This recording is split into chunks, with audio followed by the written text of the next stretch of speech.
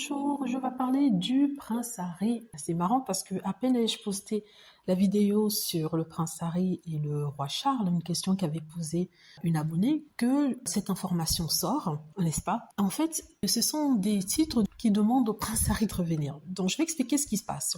Le roi Charles va faire une visite en Australie. J'avais d'ailleurs fait une vidéo dans laquelle je disais qu'il interrompait son traitement pour faire cette visite dans un pays très cher à son cœur. Et j'expliquais que il n'avait vraiment pas besoin de faire ça parce que personne ne voulait qu'il vienne en Australie. Les Australiens ne souhaitaient pas qu'il vienne. Il y avait eu des sondages et il y avait que 30% de la population qui souhaitait que le roi Charles soit présent. Les autres 70%, soit n'en avaient rien à faire, soit étaient carrément opposés. Et la preuve de cela est que le roi Charles a envoyé des invitations au premier ministre de chaque région de l'Australie. Et chacun des premiers ministres de ces régions-là, il y en a au moins 5, ont dit non, qui n'étaient pas intéressés pour rencontrer le roi Charles. C'est-à-dire que s'ils avaient accepté la demande du roi Charles, le roi Charles serait allé visiter cette contrée et les rencontrer.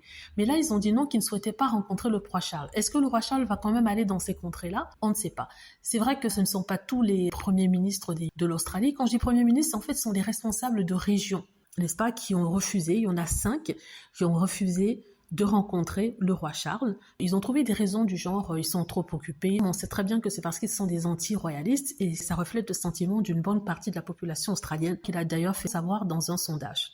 Et justement, c'était discuté sur les chaînes anglaises et plusieurs chaînes d'ailleurs, parce qu'ils ont eu le même discours et plusieurs ont dit en fait qu'il y a un problème, une crise royale, dans le sens où que des gens refusent la visite du roi Charles. On parle de personnes importantes du pays qui ne veulent pas rencontrer le roi Charles, ça n'a jamais été vu. Ils n'auraient pas osé faire ça à la reine d'Angleterre. Pour vous dire à quel point la royauté est tombée. Ils disent que en fait, elle est tombée parce qu'il n'y a pas de figure qui porte cette famille royale. Il n'y a rien du tout.